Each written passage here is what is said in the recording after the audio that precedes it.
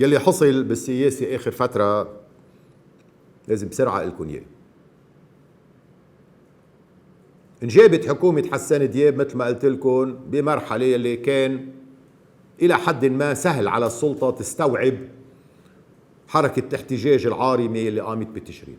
حركة الاحتجاج العارمة ما كانت طارحة شيء، كانت ناس صار لها 6 شهور، صار لها قبل بشي سنة مصوتين لنفس الزعماء، شافوا الدنيا عم تخرب حواليهم، ما بقى في قروض مدعومة وما مدعومة وبنزين ومطاحن واخبار والى اخره، واجت الحرايق والواتساب، انتفضوا ليجوا يقولوا كل واحد لزعيمه كذبت علي. مشان هيك المسبات الاسمية انتبهوا لهم، هاو كله مؤشرات هاي. مشان هيك كلمة كلهم يعني كلهم، شو كلهم يعني كلهم؟ ما هودي ما بيعرفوا بعضهم، ما كانوا ضد بعضهم، ما هن شو زيت الشيء هاو. اجوا يقولوا كلهم يعني كلهم، يعني مش انا بنزل حدك او حدك وانا بسب زعيمي وانت ما بتسب زعيمك. عمليا اقصى ما كان يطالب به هؤلاء هو انه نرجع مثل ما كنا، مثل ما كانوا قبل بسنه، مش طارحين شيء. وبالتالي كل واحد جاب الهم يلي صايبه، يلي الاجار، يلي القسط، يلي الاخبار. ارتعبوا الزعماء لانه شافوا جماعتهم فلتانين منهم نفس الشيء، هذيك ما معتبرينهم موجودين اساسا. وزعوا الادوار بيناتهم، شيء قال له عقله قصه كبيره خليني اخذ احتياطات، انا بعمل حالي اني انا بالثوره صاروا بالثوره الشباب، الا سعد حريري تردد قد ما بوسوه بس بالاخر كمان راح على الثوره. وقسم تاني اعتبر انه الوضع ممتاز بس في مؤامره، وهي المؤامره بتستهدفوا، بقى بدنا نصد المؤامره، وبعازي لحلفاء يعني حزب الله جاب الحليفين المعروفين يلي هن حركه امل تما نعلق بالطائفه وميشيل عون على اساس انه عندنا الموارنه، وزمط منه سعد حريري مع التجارب لبن العصفور، بتعرفيهم هدول؟ بتعرفوهم؟ طيب قال بدنا نواجه، ما هي مؤامره. اول قسم راح على المناوره عمل حاله المعارضه، والثاني راح يصد المؤامره. إيه بس ما في صد المؤامره هيك، راح فتش على واجهه، فينا نقول كمامه، فتشوا فتشوا فتشوا ما كانوا يلاقوا، استهدوا على حسان دياب، جابوا حسان دياب وقد ما بدكم شهادات وتكنوقراط وبيحكوا 7 لغات حطوهم بالواجهه. اجوا هاو ما معهم خبر شيء من شيء. إيه عملوا بيان ما في ذكر انه البلد مفلس او انه الدين ما قادرين ندفعه، ولك لا من قريب ولا من بعيد. واذ تطلع حمله ببلش فيها جماعه المناوره انه لازم ما ندفع. ما ندفع، وراحوا ركبوا عليها حجه قلت لكم اياها بالاول، انه يا لبنانيين ولبنانيات هو مصرياتكم يلي راحوا تيرجعوا لكم لازم ما ندفع، لانه اذا ما دفعت الدوله من حسابها بمصرف لبنان للبنوكي هيك تاخذوا مصرياتكم. سبحان الله، صاروا جماعه السيتي لندن وهونغ كونغ والى اخره هن والشبيبه الثوره اليساريه والى اخره اثنيناتهم بيزقفوا لبعضهم، ما بدنا ندفع، امنا قررنا مين يعني الحكومه هذه الواجهه انه ما بندفع، فاعلنت افلاس الدوله. تخيل حدا بيعلن افلاسه اول ما يعرف اذا معه مصاري بالجرور، يمكن لازم يمكن ما لازم، بس حدا معقوله هاي؟ تاني شيء حدا بيعلن افلاسه بدل ما يفكر طيب بعد تاني يوم شو بعمل انا؟ ابدا، بمجرد ما تعرف افلاس ما بقى في مصاري، واساسا ما كان في كتير، ما بقى فيه بالمره. صندوق النقد فتنا مع صندوق النقد، كانوا جايبين مستشار وقتها، مستشارين لكيف بدنا نتفاوض مع المدينجيه البرانيه يلي قررنا ما ندفع لهم. نسينا المدينجيه، انتبهوا كيف قديش هن مهذبين هدول، ما عم بيطلع منهم وكلمه من وقتها لليوم. سبحان الله سبحان الله. بقى اجوا غيرنا المهمه، صار بدنا نعمل خطه، فتنا بخطه وتخبيص قد ما بدكم، بس هاي الخطه اللي عم بيعملوها بعض الموظفين، انتبهوا الموظفين، ابرزهم طبعا مدير عام الماليه اللي استقال الان بفاني، وانري شاول وغيره اللي استقالوا، وناس بمصرف استشاري اسمه لازار يلي عندهم منهجيه معينه بالشغل ببلادهم، هيك بيشتغلوا هالشغله. هن قعدوا يحسبوا الخسائر وهيدي كيف تتوزع، من دفع اصحاب البنوك ولا من دفع المودعين، وقديش معقول نهدي سعر الصرف، لانه اذا وطينا سعر اذا الدولار طلع بالسماء شو بيصير في المداخيل؟ ما تنسوا مش بس في الودايع، واذا هديناه تنهديه بدنا نوطي الدين، لكن بدنا نشطب قسم من الدين، شطبنا قسم من الدين فلسوا البنوكي، ركبوا خبريه. بهالاطار الحكومه انا برايي ما طاصين شيء من شيء، صاروا يزيدوا جمل بلا طعمه على النص، شيء انه بده اقتصاد منتج، شيء بده يهتم بحقوق ما بعرف شو، ما لها علاقه بالموضوع، كتير حلوين بس ما لها علاقه بالموضوع. واعلنوا انه هن تبنوا الخطه. لحد هون بعده الفيلم ماشي. انتبهوا، تلكن هذه المنظومه اللي حاكمه البلد ما قادره تقوم باي خيار سياسي له بعد مالي اقتصادي اجتماعي، بس تحين الفرص والقلق فظيعين. شافوا انه لا وين اخديننا هيدول، خصوصي انه اجى صندوق النقد وطيبوا لهيدي المنطقه المقاربه، لانه هيك بيشتغلوا هدول. يا علينا اول ما وعيوا انه القصه رايحه لمحل بده يجبرهم ياخذوا قرارات، بدهم يطلعوا قانون انه شو بعرفني انا بدنا نحول البور والمطار والسيلولار ووزاره الاتصالات للبنوك، وكيف بدنا نوزعهم للبنوك، او بدنا نفلس البنوك، او بدنا ندمجهم. طب وشو بنعمل نحن بالموظفين وبالبنايات، وشو بنعمل بالديون، وشو بنعمل؟ يي ما الله قصه. ما بيعلقوا كل واحد مع جماعته بالبيت. انعمل ارتداد صاعق خلال اسبوع انه وقفنا كل هالخبريه، لا بقى في خطه ولا بقى في صندوق نقد ولا بقى في شيء.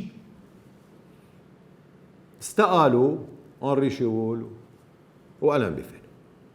اللجنة يلي تكلفت بأنه تغير الحسابات يلي وضعوها لازار والهدول اللي ذكرناهم وصندوق النقد، مهم اقرا لكم اسماء اعضائها. طبعا رئيسة اشهر من نار على علم، رئيس لجنة المال والموازنة الاستاذ ابراهيم كنعان، بس مش لحاله، فيها هاللجنة كل من السادة النواب التالية اسمائهم. نقول النحاس: ياسين جابر، علي حسن خليل، سمير الجسر، علي فياض، إدي أبي اللمع، ميشيل معوض، جهاد الصمد، وفيصل الصايغ. اجتمعوا جماعة المناورة وجماعة المؤامرة ورجعوا كل واحد إلى قواعده سالما. ما في خسارة، عشوائي طلعنا ربحانين، عشوائي يعني بعد جلستين ثلاثة بنطلع ربحانين والوضع ممتاز. كله هيدا لما تيقنوا انه رح ينحشروا بالدور الوظيفي يلي يجعلهم عاجزين عن اتخاذ اي قرار منيح او وحيش، ما خص. شو معناتها؟ معناتها ما يلي: منصتين عم بيتفبركوا. طبعا هودي الست الزعماء هودي بيمثلون يعني خير تمثيل، اوكلوا اداره المرحله اللي جايه الى مصرف لبنان. هلا عينوا له ناس معه كمان مش طاصين شيء من شيء، مش مشكله. وطبعا ما بدنا ندقق بالحسابات ولا شيء، مش هين اكتشفوا انه قال تعامل مع اسرائيل الشركه. الاخ مفوض المحاسب مفوض تغيير. طيب في منصتين: منصه موجوده برا لتمول بعض الاستيراد سموها اوكسيجين فند، ومنصة هون سموها منصة الصيارفة يلي هلأ بعد ما ترجلج بدهم يفوتوا عليها المصارف. تشغلتها تمرق بشكل مقنن من دون لا قانون ولا شيء. انتبهوا، ما حدا في يطلع قانون من كل هيدول إلا محاربة الفساد. هون ملوك يعني فرموا الفساد ما بقى له أثر يعني. تقنن برمة الشح النذر القليل من الدولارات يلي عم توضع على اليد عبر تحويلات OMT من المغتربين لتمويل انتقائي لبعض الاستيراد. يعني هيدا اللي بيستورد بيتمول من هيدا الاكسجين فاند برا، ما عندنا بنوك على لبنان ولا تعرفوا، ومنرد له دولارات من خلال هيدي المنصة. كيف ما كان لا ب3 أسعار للدولار. ما في شيء اسمه سعر رسمي لنبتة. بالقانون السعر الرسمي تبع الليرة اللبنانية هو عدد من جرامات الذهب، ما في سعر رسمي. مع بنى اقتصاد حر وين في سعر رسمي؟ في 3 أسعار للدولار، 1005 3800 و9000. بالغلط؟ لا مش بالغلط. 1005 إلى وظيفتين، من جهة أن تؤمن الدعم للسلع المحدودة يلي بيخافوا إذا انقطعت جماعتهم يقوموا عليهم، وإلى دور تاني. إلى دور تاني هو إنه يحضر، لأنه ال 1500 ليرة على أساسه المصارف تتعامل مع مصرف لبنان لخفض قيمة موجوداتها تهيئا لإعادة تقييم الموجودات يطلعوا أرباح على الدفتر على الطبشورة. ما في شيء. 3800 هيدا مهم كتير. هيدا حيلة الناس يلي عندها حسابات بالدولار بالبنك بعد ما خنقون واكتشفوا انه ما في مصاري يقولوا له او يقولوا لا ما في خيار، يا ما في شيء يا خسارة 60%، مش 9000 3800. اللي بيقبل 3800 بيروح على البنك وشو بيعمل؟ بيروح بيقول له للبنك خذ هالدولارات واعطيني ليرات، تماما كما لو رجعت الثقة بالليرة والناس عم بتبيع دولارات لتشتري ليرة. بيروح البنك بيقول له للبنك المركزي والله هجموا علي الناس مستقتلين بدهم ليرات، خذ هالدولارات واعطينا ليرات. مصرف لبنان بيسجل انه البنوكي عم تعطيه دولارات، بما انه هو مديون للبنوكي بالدولار وهيدي خسارته، بيشطب على الدفتر على الطبشورة مليارات من الدولارات يلي هو مديون فيها للبنوكي، بتروح الخسارة.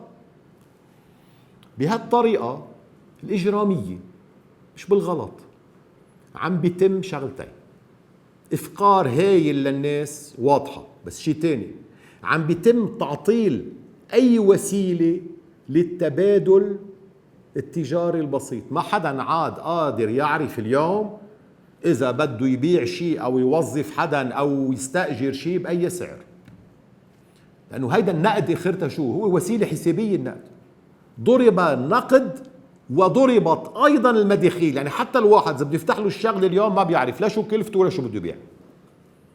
هيدا عمل إجرامي. ليش؟ برجع بلكم حتى بعد مرور فترة معينة من الزمن يلي بده ينتحر مش كتير سئلانين، يلي بده يهاجر يرتب حاله. في عنا سفارات عم تحط دعايات، الدولة بتحترم حالها بتخلي سفارات تحط دعايات رسمية تينقوا يلي الشاب او البنت يلي بيعوزوه بمهنته يسحبوه بخلون. هذه دولة طبيعية هاي؟ ماشي طيب بقى يهاجروا. المشكلة ما جماعة كل واحد يفلتوا عليه او يفلتوا على هيداك بيعملوا لنا قصة.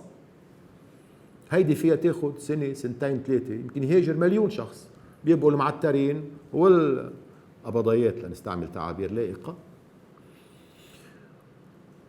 شو بيصير وقتها؟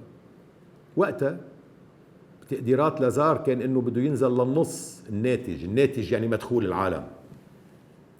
هلا اخر تقديرات للربع رح ينزل. بتصير الاسعار بالارض.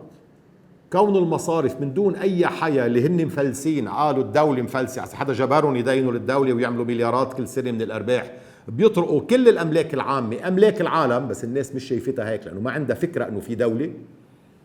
وبالتالي بعد ما تكون مسحت المقدرات الفعلية وصارت الاسعار ليلي معه مصاري برا بالارض، وقتها لابد بيتلقى له كم واحد بيقول لهم عقلهم اجت الساعة تعال نقش كل شيء، وبيضلون المصارف موجودين لأنه هن كلاب الصيد. حتى لو صفوا المجتمع كله يلي بيعرفوا مين معه مليار هون ومليار هونيك من يلي أصحاب الضروبة يلي جاي يكرس يتوج مساره بأنه يصفي المجتمع تيطرق ما تبقى من عظامه.